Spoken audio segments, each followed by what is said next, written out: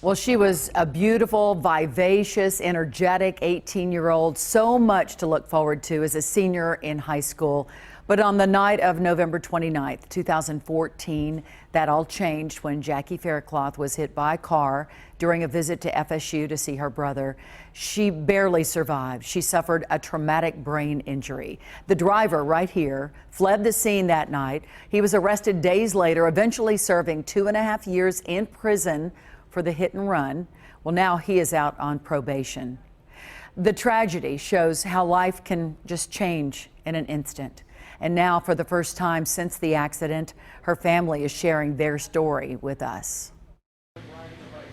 It's such a long, dark tunnel that we're in. It's been a difficult road to recovery for Jackie Faircloth since she was struck down at the age of 18 by a suspected drunk driver. It doesn't seem like it's been 5 years. Does she understand what's going on today with me here? I know she does not remember the accident, but she knows that she does have a traumatic brain injury.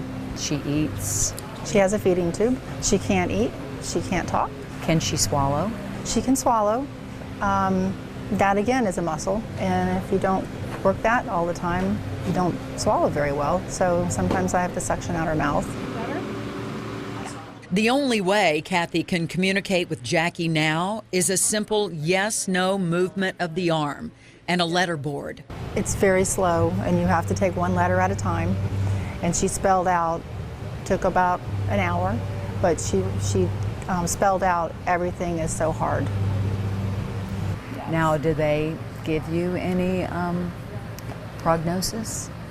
They give their own little window of what they think the prognosis is, but no one really knows what a brain injury is all about. I can't believe anyone who says she's not ever going to get better. I can't believe that.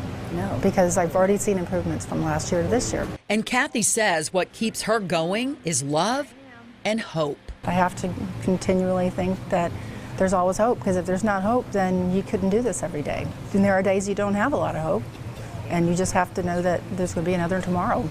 And you get up and you put your shoes on and start again. Last week, a jury awarded the Faircloths over $30 million in a civil lawsuit. The verdict was super important because I want to be able to know I can take care of her down the road, because she has a strong heart, she's young, and she could outlive us. I'm not young anymore, and I want to make sure that she can have the things that she needs for the rest of her life. Kathy is very protective of Jackie and has been reluctant to speak publicly about the tragedy. But she feels it's so important to raise awareness about the dangers of underage drinking and driving, and the responsibilities of those with liquor licenses. It's too easy. So many of the young kids that go off to college, they don't even have fake IDs, and they still get in. So it's all over the country, and they're serving these kids right and left. And some of them are getting in the car and driving. I want them to see how our life has taken a turn and how Jackie's life has changed in a split second. She had such a promising future, and she was a strong-willed, feisty, happy, busy, smart kid. And she was off to college, and she had her life ahead of her, and she has none of that now. One split second. One split second.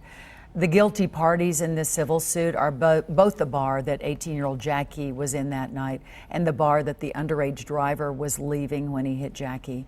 And Kathy's hope is that they can keep Jackie alive long enough for medical and technological advances in traumatic brain injury research to be able to help her.